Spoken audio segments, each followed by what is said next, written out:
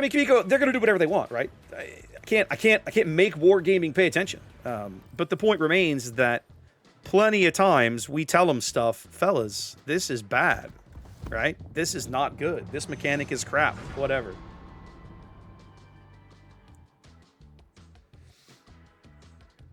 Well, you're not wrong. You're not wrong, Taranthal. That's the thing, right? We talked about this before on the channel, right? There is a prevailing attitude amongst the community that random battles have never been this bad. I've been here 9 years, almost 10. 10 years in July. Random battles have not significantly ever been much better, okay? There was a time, a very short amount of time, way back at the beginning of the game. If you go all the way back to like the first 12 months of the game, you could probably legit argue that random battles were better. But that argument comes with a caveat, because in that era, top tier battles were a train wreck disaster, camp fest, no one did anything. Because losing a tier 10 game cost you money. It cost a lot of money to put a tier 10 boat in the water.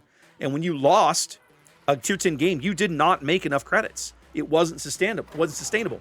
So like,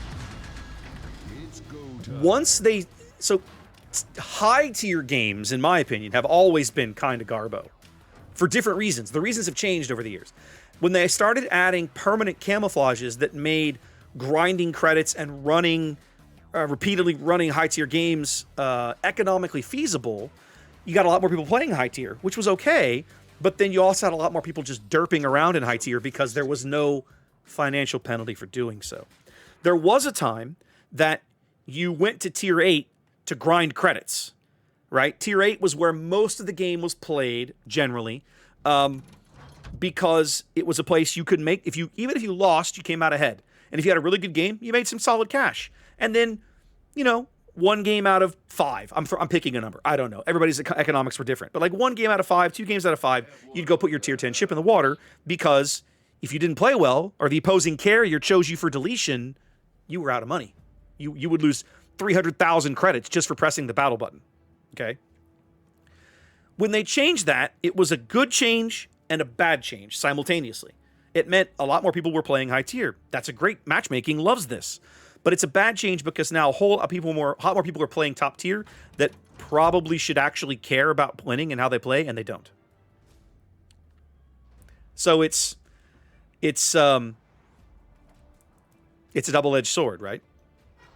All right, no carrier this game. What am I up against? Sims, Kuniberti, Benson, and Minsk. I am a 5-7 detection. I outspot all of that stuff. That makes me fairly happy. The Benson comes the closest. He's the one I don't want to run into down here.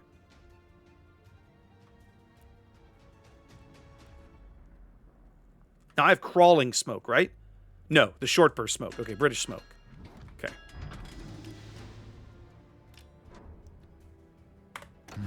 Can't leave my ride behind. All right, Kuniberti going to try and sit in here, but there will come a point where that doesn't work for him. Ooh, your ass is grass, and I've got the weed whacker.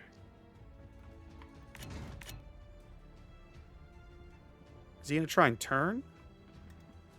Doesn't look like it. This guy is a little crazy, kids.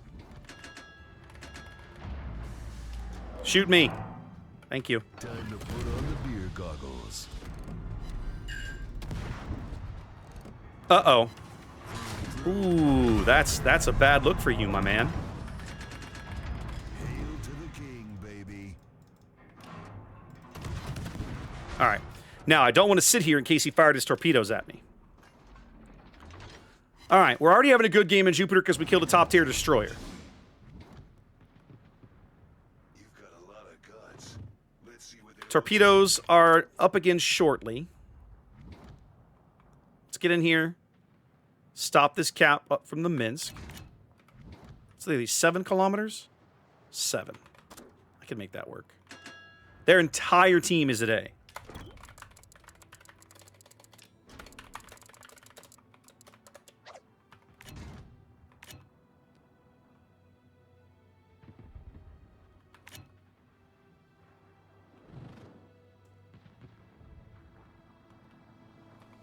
Okay, Minsk is coming.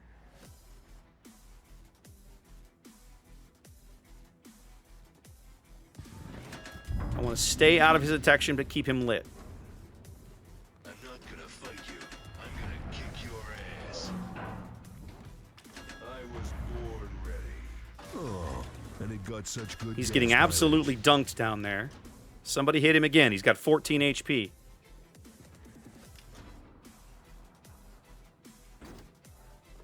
Anybody. Bueller. Thank you. Okay. So now we will once again... I will once again attempt to cap A.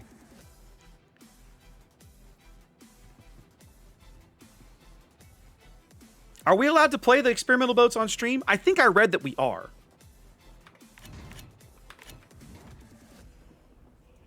Is this Iowa reversing? It is tough to tell. Let's try and close up with him and hit him with some conga torps. He is literally sitting still. Okay, so we're going to turn to port.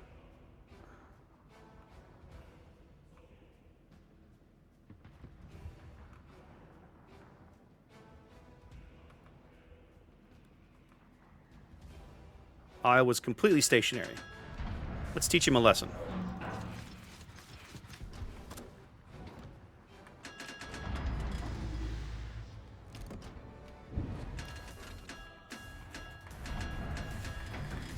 Stationary plus British destroyer has the potential to equal bad juju, my friend. I would highly encourage you to find your engines.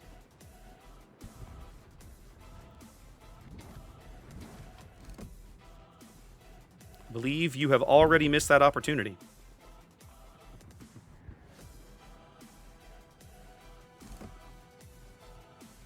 Yep. Enjoy. Ooh. That's going to leave a mark. So, remember, ladies and gentlemen, when there's a British destroyer in the game and you have a pretty good ideas in front of you, don't camp.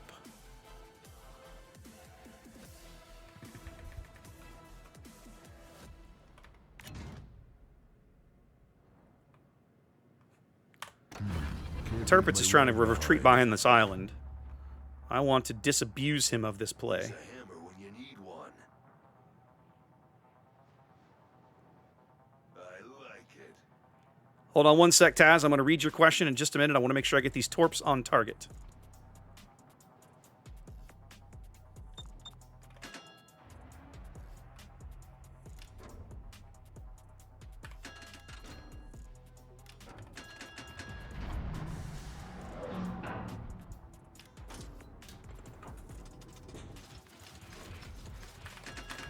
All right.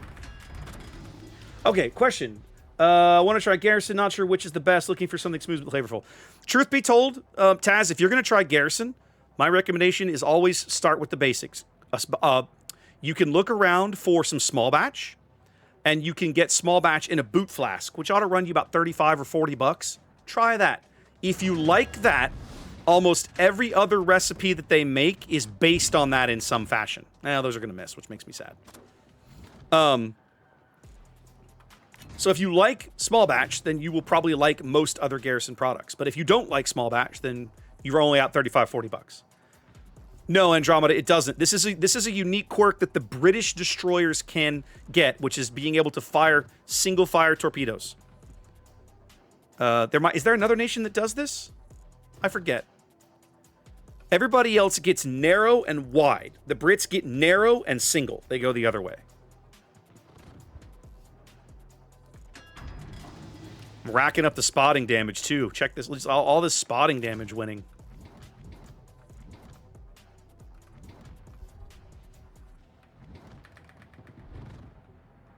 Yeah, look at that. Combat Scout. I fucking love it. Let's go. Oh, and it got such good gas mileage.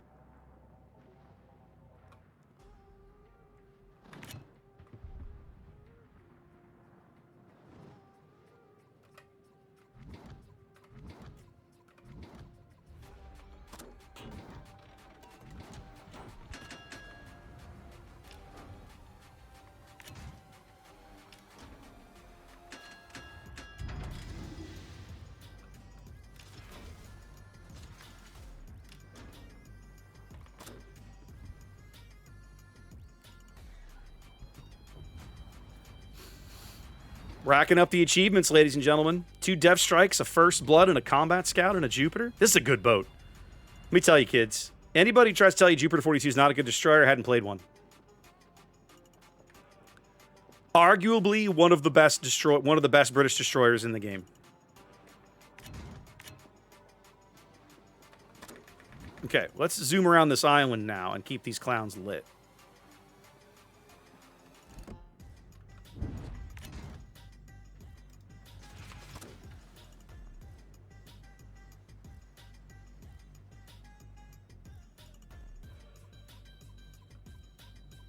No, little Bayard, you can't hide.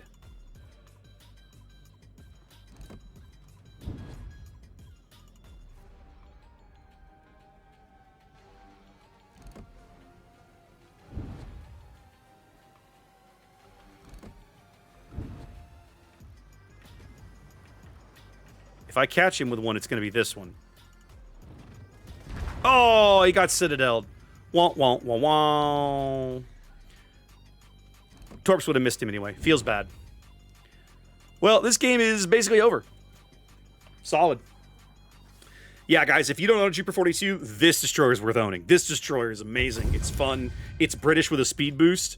It's not caustic, but it's pretty damn good. EU gets narrow and ultra narrow. There we go. Right, but they don't get single. But you're right, they do kind of get the ultra narrow spread. It's a little different. I mean, yeah, that's the best game I've had tonight. That's a good feeling game. I mean, XP kind of says it all. Love it. Absolutely love it. That was fun. Dunking the Iowa was amazing. Like, the Iowa's like, I'm gonna park. I'm like, okay, but I think you're gonna regret that decision. He did.